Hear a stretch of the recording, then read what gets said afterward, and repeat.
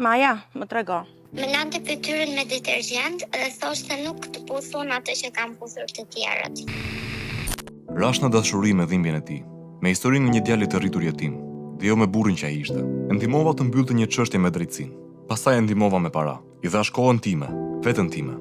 Ai zhdukej me ditë dhe kthehej vetëm kur kishte nevojë. Dhe unë isha aty për të, gjithmonë. Humba njerëzit, humba motrën, humba kufit e respektimit të vetes. Kur erdhi të jetonte me mua në emigrim, nisi kontrolli, nisi xhelozia ekstreme, dhuna psikologjike. Pastaj një shpull, dhunë, ofendime pa shkak. Më pas pendohej dhe ulej në gjunjë, dhe gjithçka niste prap nga e para. Më zgjonte në 3 të natës për të më kontrolluar telefonin. Më zgjonte të gatuaja. Unë isha e lumtur vetëm nëse ai ishte i lumtur. Për të shita biznesin dhe dhash veten time pa kushte. Derisa një ditë më dhunoi në një mënyrë barbare, dhe aty i dhash fund kësaj lidhjeje që më mori gjithçka. Sot jetoj e lirë prej tij, por kam humbur identitetin, kam humbur besimin në njerëz, dhe ndonjëherë më merr malli për njeriu që më shkatroi.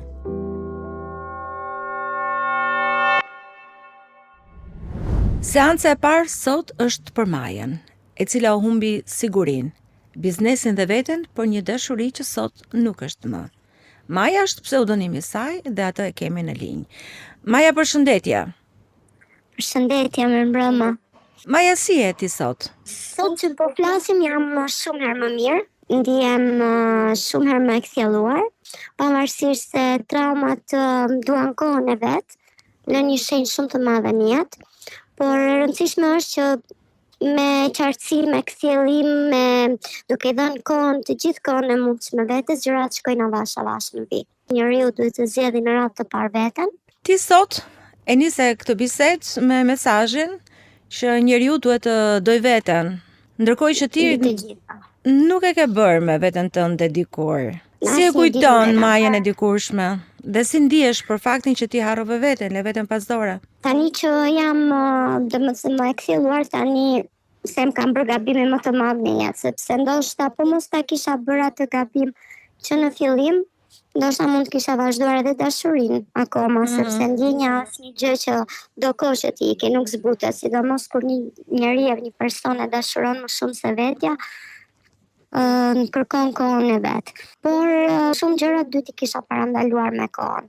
Nuk mundemi neve femrat kur dashurojmë, brenda një viti, 2 të bëjmë punën që duhet të bëj një nën, një prind, familja apo shoqëria në gjithë vitet që ky person nuk e kanë bërë në jetën e tyre. Ti humbe veten në një dashuri që sot e gjykon, atë edhe veten. Më trego pak për përjetimet që të bënin të shkoje deri në këtë pikë kaq të rënduar të situatës tënde. Unë jam një njerëz shumë emocional, më ka munguar shumë dashuria, ngrohtësia në jetë, dhe në momentin që unë jam lidhur me këtë person, jam lidhur në rast të parë vetëm për një fjalë. Me kam bërë një pyetje në një nga netët e para të njohjes, se i kam thënë çfarë të ka munguar në jetë. Më ka thënë vetëm kaq, më ka munguar fjala baba dhe ti më ke bërë pyetjen që asnjëri nuk do ma bënte. Dhe në atë moment të them të drejtën, duke u vënë në të njëjtën anë dhe pozitë si ky person, të njëjtën gjë kam pas edhe unë jetë dhe e kam kuptuar domethënë në anën më njerëzore të mundshme. I kam thënë nëse rëmben zemrën time do ta rëmbesh vetëm për këtë. Unë me këtë person u lidha, domethënë në mënyrën më platonike të mundshme, arrita të kisha kimin, çdo gjë e ndjeja, edhe pse ishim në distancë të dy. Unë e dija që ishte mashtrim çdo gjë, sepse normal ne ndjejmë gjërat, po thjesht ja mohojmë vetes tonë. Cilat ishin ato detaje që të bënin të kuptojë që ishte e pavërtet kjo histori, që kishte mashtrim brenda? Në rast të parë ishte që mua më bëri përshtypje dhe pastaj thoja jo se do kohën e vet dhe të mësojmë në një lidhje të dy. Në rast të parë ka qenë efekti i ngrohtë dhe i ftohtë. Domethënë, kishte ditë që ai ishte shumë i ngrohtë. Thoja o Zot, faleminderit për këtë njerëz dhe pastaj vazhdonte ftohtësia. Pastaj kur vazhdonte ftohtësia, ktheheshin, shikoja që çdo defekt, unë nuk e shikoja veten në atë defekt, e shikoja tek ai. Ma ishte mua çdo gjë. Ose edhe gjërat kur ndodhin për shembull, edhe kur e kishte fajin, jo, më thuaj ti mua më fal, thoshte, se nuk jam unë ai që duhet të them më fal. Po të marr gjëra kështu detajet vogla që brenda ditës pastaj fillonin e rriteshin e bëheshin të mëdhaja. Po ky efekti i ngrohtë dhe i ftohtë ishte non-stop, ishte i vazhdueshëm. Ai gjeje një lloj kuptimi dhe arsye pse ai ngrohej dhe pse ftohej. Ose të paktën sot që distancuar. Sot që jam e distancuar, po nga ana e tij ka qenë komplet manipulim edhe interes.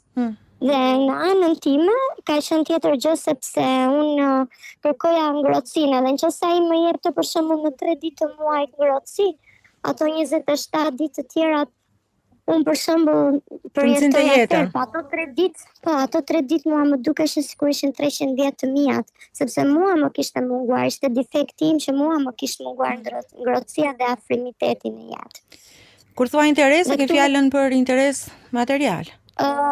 Interesi normalisht, sepse unë nuk jetoj në Shqipëri, jetoj diku jashtë, dhe normalisht ka qenë interesi material, sepse mua më ndikoi në fund një lidhje që gjithë investimi im materialisht iku në dishes, iku poshtë. Dhe pastaj normalisht ishte edhe interesi që dihet përfitimet që mund të kesh. Unë kam ikur shumë herët nga Shqipëria dhe jeta ime është këtu në gjitha drejtimet. Do me thënë, me letra, me zërgjë, ti arrite të falimentosh biznesin tënd për shkak të dedikimit që dhe ndaj këtij njeriu apo për shkak të investimit që bëre te ky njeriu? Atëherë, investimin që fillova ta bëja te ky njeri e besoja që do ishte krau im i djathtë. Momentin që ky person, nuk i llogarita ato se tash ne jetojmë jashtë, ne punojmë gjithmonë ja dalim, plus mua më pëlqen puna, biznesi, dhe në momentin që ky person erdhi të jetonte me mua, nuk ishte më vetëm materiali, po ishte me gjitha ana psikologjike. Ky njeri nuk hynte më në një biznes që unë e kisha të ngritur, sepse gjithmonë më nxirrte, jo po është e shkuara jote, unë nuk mund të jem aty dhe unë prap thoja, s'ka dhe faj se ndoshta kja për herë të parë emigrimin. Unë punoja 2 fish. Vrapoja dhe për 3-4 vetë, dhe unë e doja shumë punën time, edhe dua shumë, jo se nuk është jam pa punë, e dua shumë, sidomos botën e biznesit. Kam mbi 20 vjetë që merrem vetëm me këtë punë. Por mua më ndikoi në të gjitha drejtimet, më ndikoi fizikisht, psikologjikisht, mënyra se si flisja, mënyra domethënë me rrethin tim shoqëror, me rrethin familjar, sepse unë ishte në situata toksike që ishte formuar pastaj me kohën, njerëzit nuk të marrin më ai të mirë që ai person që ja. Njerëzit pastaj fillojnë të bëjnë dalje se nuk do merren me ty. Po çfarë ndodhi me ty që njerëzit të bën dalje, që ti u bëre toksike në rrethin tënd?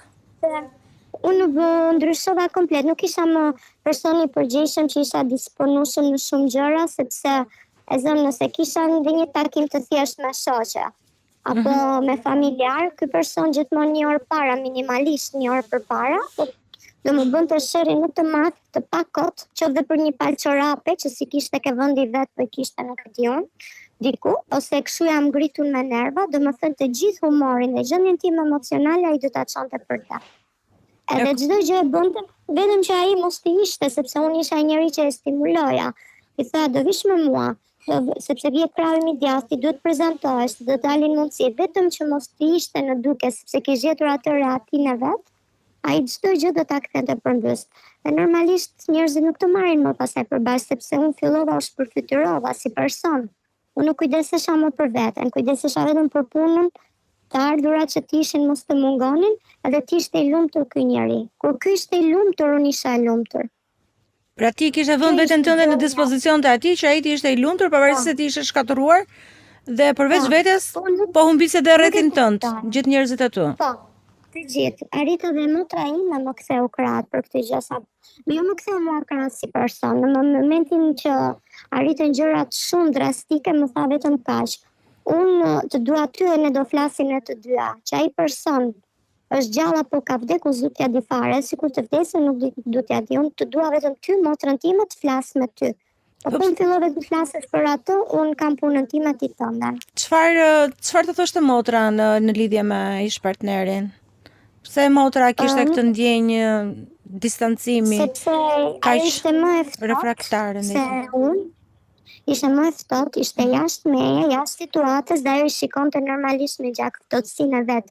I shikonte shumë ndryshe gjërat. E shikonte që ishte një shfrytëzim në total. Të gjithë e kuptonin, vetëm ti nuk e kuptoje, Maja. Jo, nuk e pranoja. Nuk e pranoja. Unë e kuptoja, unë e ndjeja, tani që unë e shikoj, mas një viti që unë nuk kam kontakt fare me atë djalë, unë nuk e pranoja, jo se nuk e kuptoja, unë e ndjeja. E dija unë brenda vetes që neve prapë nuk do ishim bashkë. Sado që unë mundova, por gënjeja veten, me pak fjalë dhe nuk ka gjë më të keqe sa ta gënjesh veten. Sepse ti mjaftoheshe me ato 3 ditë lumturi në muaj që merja nga i person. Jetoje për ato me sa duket. Mendoj ato momentet e bukura ose mezi prisja atë momentin. Nuk e di, isha komplet e marrosur tek momenti që më jep. Më duket sikur gjeja botën aty paqen. Po. Vetëm për ato pak momente. E kujton momentin kur more vendimin për të shkëputur nga ai person?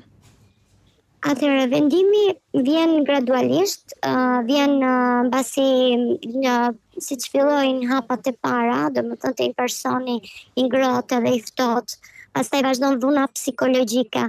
Ky njeri nëse ti nesër pas nesër je një person që mbahesh, kujdesesh si femër, jo po s'ke që do këtë, sepse mua më pëlqen natyrale, mua kjo dhe unë arrita pastaj që humba çdo gjë me veten time, fillova më humbi vetbesimi. Pastaj fillon e humbet, siç të thash, pozicioni në shoqëri, fillon pastaj edhe dhuna në pak a shumë në të gjitha format. Edhe fizike. Me këtë person. Edhe Fillon fizike. njëherë psikologjike, pastaj vazhdojmë me dhunën fizike. Dhunën fizike ka tentuar në fillim shumë pak dhe normalisht mas kësaj është kthyer si një fëmijë. Domethënë tek këmbët e mia me të qara, çdo lloj dhune dhe fizike, psikologjike, ai ishte si një fëmijë në fund të ditës. Dhe mua më dhim se në fund fare gjithmonë zgjidhja po atë, asnjëherë veten. E kuptoj. Pastaj arritëm deri në pjesën që nuk punonte fare normalisht, dhe unë vazhdoja punoja, dhe më është dashur që të mendohesha mirë përpara se t'i jepja fund, sepse gjithmonë i binte mos të ndiqja më zemrën, pastaj të logjikoja me mendje.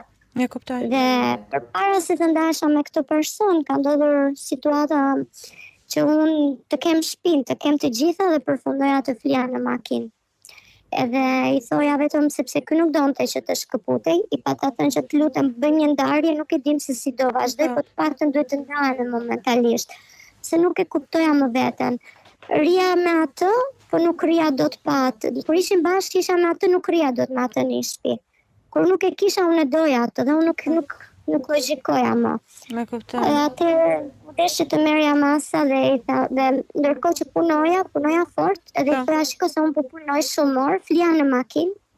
Kisha makinën dhe flija në makinë dhe shkoja në shtëpi sa për t'u larë. Vetëm për të mos u përballur me atë. Po. Më thënë orari imi ishte vetëm 1 orë në 24 orë në ditë, 1 orë ishte në shtëpi, sa bëja dush, ndrosha dhe ikja. Po. Nuk mundesha dot më. Ndërkohë vazhdoja flija në makinë, ai këtë nuk e dinte. Në momentin që pastaj e pa që u bë gjëra më drastike, fillova duke i folë gjithmonë nëpërmjet telefonit, se nuk mundesha dot më përballë. Edhe i them, të lutem, i them, është mirë që ti të largohesh. Largohet, edhe më thot ka marruar diçka lart, thot ka marruar karikusin, në momentin që unë i hap derën këtij personi, aty pastaj ka pasur dhunën më të tmerrshme fizike që mund të kem përjetuar në jetën time. I thash më mua, unë këtë nuk do ta fal dot kurrë, dhe kjo ishte pjesa që unë nuk e fala dot kurrë. Aty ishte fundi marrëdhënies. Aty ishte fundi marrëdhënies. Pastaj aty kur mas asaj dhune kam menduar që vërtet tash jam në limitin. Ose do zgjedh jetën ose do vdesë gjallë. Po tani unë kam ikur shumë herët. Më ka munguar, domethënë që të jem njëri i lirë dhe unë e kam dashur shumë lirinë në jetën time, kam luftuar gjithë këto vite dhe përsëri pastaj zgjodha veten time. Kur kthesh pas edhe mendon për çfarë të vjen më shumë keq. Por humbjet materiale, biznesin që ti e kishe ndërtuar me thonjë, ke shkuar në emigracion që 16 vjeç apo faktin që humbe veten? Dëgjoj. Unë të them të drejtë nuk jam njëri materialiste, dhe pse materialin normalisht të gjithë e duam në jetë, mos të jemi tash egoist në fund të ditës, por duke qenë që jeton në një vend që lekun mund ta bësh edhe nga 2 punë në ditë, mund të bësh për një periudhë të prapë ngren veten tënde. Unë vajta në grop, nuk e diskutoj me shumë minusa. Kjo gjë më bëri pastaj që unë të kthehesha më shumë tek besimi në Zot. Edhe lutjet e mia ishin të lutem Zot më çon në zero, se pastaj ditë ka vetë majat. Vetëm pa atë person prezent më ka bërë vërtet të shkoj në zero nga një humbje kolosale, që më desh ti shkëlqyeshja të gjitha, sepse me shpresën të shes dhe këto që kam që të jetë i lumtur ky që ne nesër të kemi një të ardhme. E kuptoj. Mua nuk më preku materiali tek ai person, sesa më preku pjesa që unë dash si njeri, sepse nëse ai njeri donte për shembull të hante në 3 të mëngjesit nga unë, në 3 të mëngjesit unë dhe pse kisha bërë 20 orë punë, unë do ngrisha do i gatuaja. Ishte njeri, ishte mashkullim, do t'i puthja dhe këmbët në fund nga dashuria që kishte. E kur i mendoj këto momente, këto po, më dhëmbin dhe më ligin zemrën shumë. Tani them pse dash aq shumë, mund t'i jepsha çerekun e kësaj dashurie pak vetes time, ndoshta do ishte më mirë. A je shkëputur emocionalisht nga ky person? Mbas një viti sot si e ndjen veten në raport me të? Mbas dua të jem sinqert, duhet shumë kohë kur ti për të dashuron me kaq shpirt, unë ishte për mua ishte para në jetën time, dhe të them të drejtën mbas një viti nuk dua t'i kthem dhe unë e di që nuk dua që t'i kthem si histori, sepse kam shumë trauma që nuk i kam mbyllur dhe unë nuk do t'ja fal dot kurrë dhunën. Po brenda vetes tënde ndjen shkëputjen emocionale për të? Punoja edhe 2 punë rresht, edhe 24 orë në ditë, me 3 orë 4 orë gjumë, vetëm që mos ta mendoja. Por normalisht mas një viti ti normale ke momentet e tua si mashkull femër, për shembull që ty të shkon mendja si një batutë ose një diçka, por njeriu jam më e kthjellët. Për shembull, është vetëm thjesht një moment direkt, trak, mendoj diçka tjetër. Dhe kjo për mua është shkëputje shumë e mirë emocionale. Çfarë ndjen për veten tënde të dikurshme sot, kur teksa rrëfen të gjitha këto përjetime, fakti që je dhënë pa kushte një njeriu? Po, pa kushte. Unë di shumë keqardhje për veten time, edhe kam gjykuar fort jashtë masa, e kam gjykuar të merrsisht shumë, deri në momentin pastaj që kur fillova që të merresha pak më shumë me veten, me emocionin, me ndjenjen, fillova që të zbutej pak kjo ndjenja e gjykimit. Unë ndjej shumë keqardhje dhe shumë mësime të vlefshme në fund të ditës. Besimi normalisht më ka humbur, në të flasim drejt, por kjo është edhe në një anë edhe për mirë se është edhe një simbrojtje në të ardhmen. Këtë doja të dija, se çfarë ndodh me ty tani në raport me të tjerët, në marrëdhëniet e reja që ndoshta ke krijuar apo po përpiqesh të krijosh? Nuk e di, mundohem deri në 6 muajt e parë. Ka qenë ana refuzimit që nuk doja të shikoja dhe nuk shikoja njëri në sy, dhe kur mua më shikoni nuk shikoja, isha direkt e prerë, kategorikisht dhe e prekur. Pastaj më vonë thash okay, se jo, duhet jem kaq edhe unë kaq e ashpër. Mund t'i japësh vetes një mundësi thjesht me të folur, thjesht me një shoqërim për një kafe. Por nuk ndjej asnjë emocioni, nuk e di. Për shembull, nëse dikush më tregon për jetën e vet, unë kështu na sa rren, ca gënjej. Shumë gënjej, për shembull, nuk arriti dot më që t'i jap njerëz dikujt që kanë përballë mundësinë që të shpreh, të shpjegohet, sepse më ka humbur besimi. Ajo që mua pastaj më bë më përshtypje është që, okay, them po pse mos fokusohem këtu. Edhe sikur mos jetë e vërtet, po kaloj pak minuta ndryshe nga gjithë rutina e përditshme dhe kjo më ka filluar edhe më pëlqen, sepse them mua sa mirë në aq pak kohë sa dëgjove dikë një gjë të re, nuk mendove fare as këtë as atë, domethënë gjëra të këqija, thjesht u përqendrove, dëgjove. Mendon diçka ndryshe tani. Por emocionalisht je gati të krijosh përjetime të reja? Ndoshta dhe lidhje të reja? Tani emocionalisht të them të drejtën, më ka filluar dëshira, nuk e diskutoj.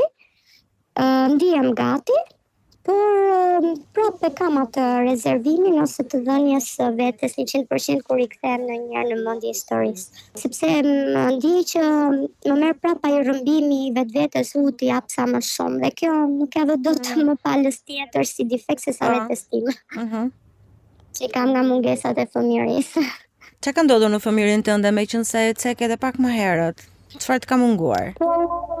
Në fëmijërinë time nuk kam pasur një familje normale, sepse normalisht nuk kam pasur as nënën biologjike, kam pasur një nënë të dytë që është treguar vërtet një nënë për mua, dhe një periudhë pastaj më është dashur që të jetë me një nga familjarët e mi, me një tezën time, sepse ishte vetëm edhe që se gjithë fëmijët kishin një rutinë, rutina ime ishte më shumë në rrugëve, në shtëpi vetëm, çdo gjë vetëm.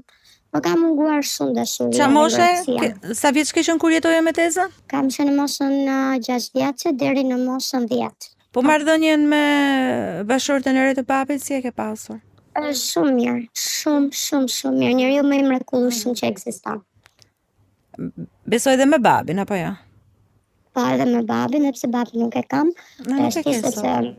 jo, as babin sot janë gjëra të jetës, por nuk e diskutoj, është njeriu më i mrekullueshëm që kam qenë shumë e bekuar nga Zoti. Vërtet mund të kem pas një fatkeqësi, por më ka dhënë edhe një të mirë nga mbrapa, më ka Po duket dashur që fort. siç e përshkruan edhe ti periudha me tezën ka krijuar një lloj boshllëku në jetën tënde. Po, sepse nuk e kisha aty, sepse ta duhet të punonte, unë duhet të shkoja në shkollë, duhet të bëhesha gati, nuk kisha një ritëm shoqëronte në rrugët e qytetit ku jetoja, kam qenë çdo gjë vetëm.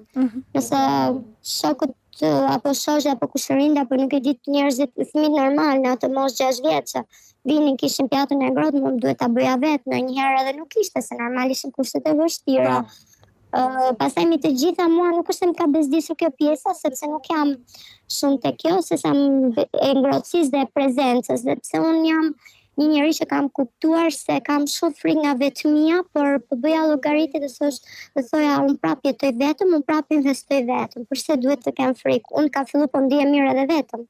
E kam pas shumë fobi këtë pjesë nga vetmia, dhe kjo gjithmonë më ka vrarë dhe më ka shtyrë që unë të gaboj.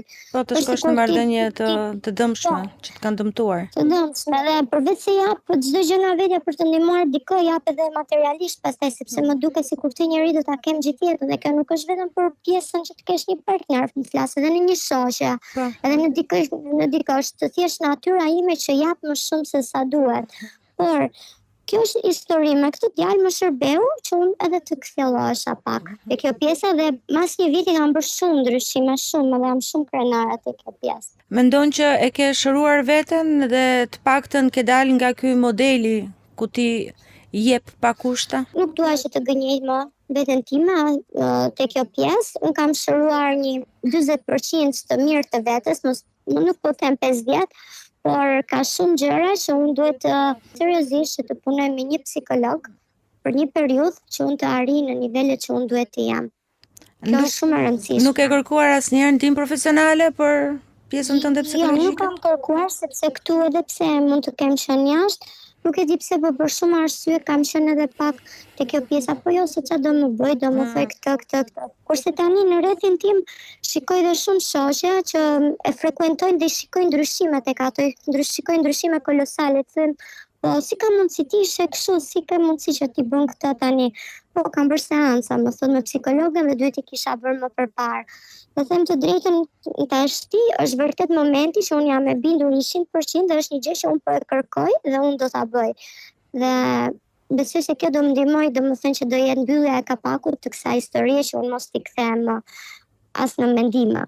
Dhe të pyesim edhe Jonën, për ta përfshirë pak në bisedën tënde dhe për të kuptuar edhe anën tënde psikologjike. Jona vërtet do arriti voj kapakun gjithë problematikave dhe gjithë dhimbjeve që janë krijuar Majës, nëse ajo do të ketë një bashkëpunim apo do të kërkojë ndihmë një psikolog, terapeut. Sidomos tani që ka krijuar bindjen e plot tek terapia, mund të japi efekte më të larta. Sa ne kur kemi dyshime, nuk bashkëpunojmë sa duhet gjatë procesit terapisë. Për këtë arsye, mendoj se duke qenë se konfirmon edhe vet, është gati, pse jo, mund të bëhet edhe ajo mbyllja e kapakut, duke i shëruar ose duke i parë çfarë ka mbetur pa u trajtuar, ose çfarë akoma tek Maja zgjon konflikt, zgjon kujtime të vështira që mund të ndërlikojnë jetën e sotshme. Është një vendim i mirë nëse e bën sot këtë gjë. Duket që ka një lloj ndërgjegjësimi Maja, por atë çfarë ka kaluar dhe faktin që e ka dhënë veten e saj pa kushte, sa të vështirë do ta ketë ajo të dalë nga ky lloj roli në jetën e saj, nga ky model që ka krijuar. Vështirësia më e madhe ka qenë e para, kur para se ishte akoma e nxehtë situata, pra ka qenë akoma duke bashkëtuar me ish partnerin e saj, duke menduar daljen prej atij momenti, dhe fakti që ajo ka avancuar në kohë, patjetër që momenti kulminant është kaluar. Tani ka mbetur vetëm të përpunoj ato mbetjet që i lën këto situata, të cilat padyshim ka lidhje shpirtërore, ka do themi një histori të jetës së saj që sidoqoftë mbetet e pjesë e historisë, por nuk do thotë që duhet të vazhdoj. Për këtë fillon edhe avancohet domethënë me pjesën e shërimit, siç ne i kemi vendosur këtë emër, pra shërim emocional. Në një pikë të rrëfimit të saj, Maja tregon momentin kur ajo sot e gjykon, që humbi identitetin e saj, të humbasësh identitetin Po. në një rrethant të caktuar. Me çfarë pasojë shoqërohet kjo? Shkëputja nga vetja, shkëputja e plot, sepse siç e tham, ajo është veshur me nevojat e tjetrit, pra çfarë ka dashur tjetri të marrë nga unë, si mund ta bëj atë të ndihet më mirë.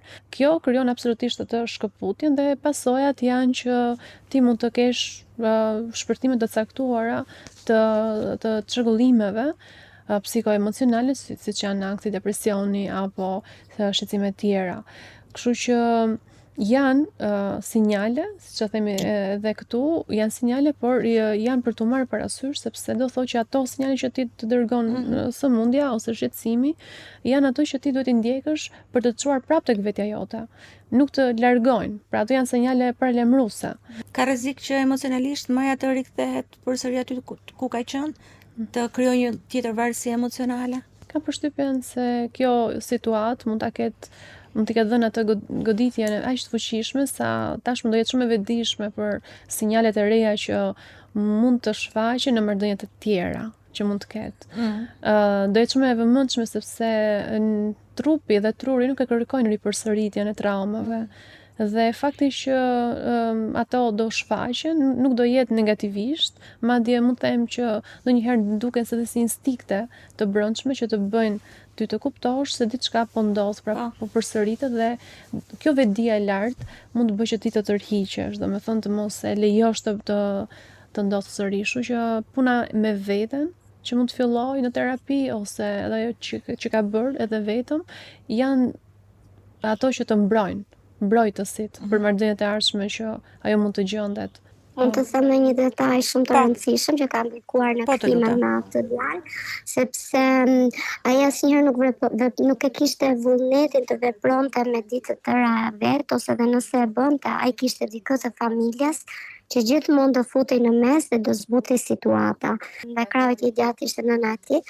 Unë e kam dashur, kam respektuar shumë jashtë mase, por në momentin e dhunës, sado ajo më mbështeste si femër që ti je një femër e lartë, je fortë, je luftëtare, të gjitha këto ndodhin, mund t'i zbusni situatat, në momentin e dhunës ajo nuk më ka përkrahur. E ka kaluar me një, po ne femra jemi, e durojmë dhe një plumb. Ndërkohë përgjigjja ime ka qenë, unë nuk e kam provuar dhe nuk do ta toleroj kur dhunën. Ndërkohë që mamaja e tij ishte aktiviste vetë, tha. Është goxha kontribuese në komunitetin shqiptar.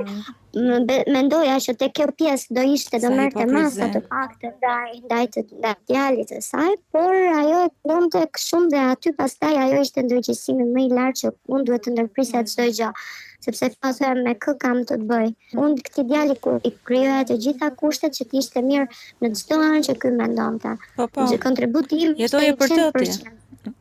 E kemi të qartë, e kuptoj. Kam arrit që dhe cigaret që kam lënë vetes, nuk ja kam thënë, mund të merja 2 ose 3 për shembull tek një shoqe që mund të kisha në orar të punës, se shtyja me atë dhe i blija atij paketën. Dhe unë në 5 vite që kam pasur lidhje, unë nuk kam qoftë edhe një dhuratë. Unë kam shitur çdo gjë, kam humbur çdo gjë për atë dhe unë nuk mbaj mend që ky person të merrte një lule dhe të më dhuronte. Dhe mua nuk më kanë interesuar këto gjëra. Edhe njerëz që e kuptoj drejt mendimin tënd. Ma hoqi nga dora. Ne shkuam diku për të ngrënë darkën e parë, ky do të më dha dhuratën, ma vuri në dhuratën në shtëpi. Në dorë neve takuam menaxherin, ai na respektoi, thash kam marrë të haj darkën, në fund na respektoi me disa pjesë, shkuam në shtëpi, më shkëputi bërzëlykun e parë dhe të fundit që më kishte bler një jetë nga dora. Dhe filloi më lante fytyrën me ilaç enësh dhe më thoshte më mbështeti mas murit, aty kam qenë terrorizuar, më lante fytyrën me ilaç enësh, nuk do të puthun ty ku të kam puthur të tjerët. Dhe më thënë, ai kishte disa shenja që unë vërtet më rrosha. Pastaj gjithmonë do fuste të nënën e vet që të zbuste situatën. Jo po se s'është mësuar, jo po kështu, jo po jepi kohë. Edhe normal, unë jam tip shumë emocionale, gjithmonë e kam falur, gjithmonë. Të falshme. Është shumë e rrezikshme kur mbështeten djemt nga nonat në këtë sjellje sepse e përforcojnë dhe vazhdojnë. Integrimi ishte zero. Kur thua integrimi, ke fjalën pjesa sociale, aftësia për të punuar, formimi i tij. Në ratë të parë filloj me gjuhën, dhe i thash të lutem mund të fillosh me gjuhën, sikur pak të dish të lëvizësh, mund të fillosh të më ndihmosh mua në biznesin tim. Jo, po nuk mund të vi, okay, e lash edhe nga kjo pjesë, po të paktën mund t'i kërkosh shokëve të tu të gjesh një punë diku tjetër. Jo, po pse unë s'kam ardhur të bëj këto punë, sepse unë në Shqipëri, unë bëja punë më të mira. Okej, po ti ke një shkollë. Ai edhe shkollën që kishte nuk e dinte për çfarë kishte. S'ka lidhje. Kishte shkollë mjekësie, ndërkohë që nuk dinte edhe shkrimin nga fillimi deri në fund të bënte një strukturë fjalie të plotë. Domethënë, këto gjëra unë i kuptova mrapa. Prapi tolerova, thash okay, në rregull, haj se shkolla s'ka rëndësi, po vullnetin e kishte zero për të ecur një jetë. Dhe me gjithë njërit që unë kisha, mund të kishte pasur gjithë mundësitë e botës për të ecur dhe të gjithë njerëzit e ofendonte, të gjithë. A kishte çdo njeri në shifte armik tek unë.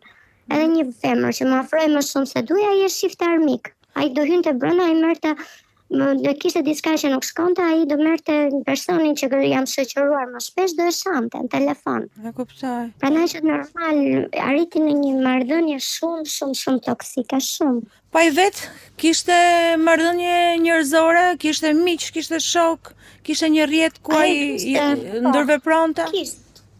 Kishte shokët e vet, po jo shok shumë të hapur, edhe thoshte njeriu mban vetëm 4-5 shok sa duan, nuk ishte social, absolutisht jo. Edhe gjithkohon, domethënë jeta e tij ishte vetëm në PlayStation kohët e fundit. Nga ora 8 e darkës deri në 4 mëngjes kishte 8 orashin që njerëzit 8 orë bëjnë puna, ai lunte për shembull PlayStation, dhe pastaj nga ora 4 e 5 e mëngjesit deri në 2 të drekës ai flinte. Ai flinte, ti punoje? Po. Të kuptoj. Megjithatë, ti je tek faza që nëse ide jona më mbështet, e ke procesuar gjithë të ngjarje, përjetimin, edhe çdo gjë që ka ndodhur, ndoshta te fajet e vetes tani je më e vetëdijshme për t'i kuptuar sa e vështirë apo sa e lehtë është në këtë pikë të rrëfimit, të paktën që na sjell Maja, shërimi i saj psikologjik. Nisur edhe nga fjalia e fundit që përmendi në lidhje me të jëmën e ish partnerit, se si tashmë shikon me neveritje atë moment. Pra kjo është pjesë ose një sinjal që vetëdia po rritet mbi situatat dhe fakti që prodhon tek ne emocione të caktuara, siç është edhe neveritja, pra do t'i kushtoj rëndësi kësaj, tregon se ti nuk e toleron më.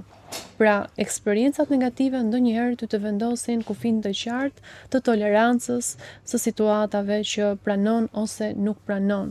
Prandaj, siç edhe e referoj kur dëgjoj raste të ngjashme apo raste të tjera në terapi, është gjithmonë fakti se eksperiencat, edhe kur janë negative, janë ato që të cilat ne na mësojnë se çfarë duhet dhe çfarë nuk duhet. Pra janë pjesë e rrugtimit.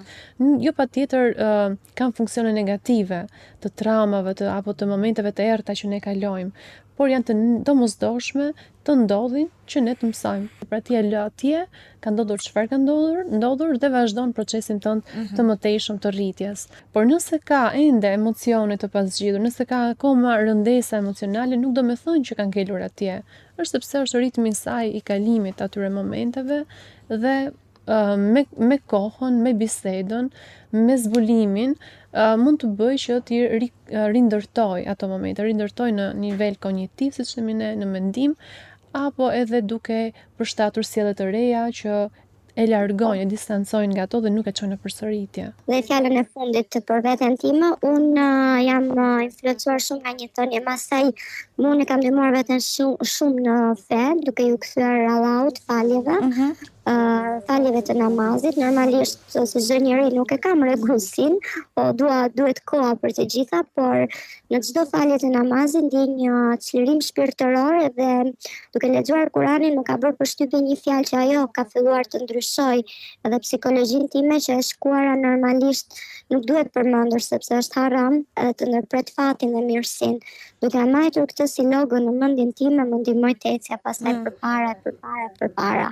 Edhe kjo është një forcë, domethënë që mua më ka bërë që unë të ndryshoj, të jem tjetër, Normal që kam akoma shumë punë për të bërë, por për të rifituar veten, ekonominë edhe çdo gjë, nuk e diskutoj. Dhe unë uroj që përveç kësaj rruge që ti ke zgjedhur për të shëruar veten, që është besimi yt, të gjesh mënyrat e tjera për të shëruar veten ose njerëz edhe rrethana që të vinë dhe të shërojnë ty edhe të uroj më të mirat. Faleminderit që ishe sot në seanca e parë për të ndarë historinë tënde.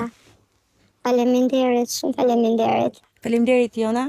Faleminderit Elon. Ke aftësinë për ta çuar gjithmonë një rrëfim në thellësinë e mendimit edhe të gjitha përjetimeve psikologjike. Faleminderit ty. Kjo ishte seanca e parë për sot, seanca e Majës, një rrëfim që erdhi jo vetëm për të ndarë dhimbjen e saj, por edhe për t'i dhënë shumë kuptim gjithë asaj që ka kaluar në të shkuarën e saj. Bashkë jemi në seancën e radhës. Ándale.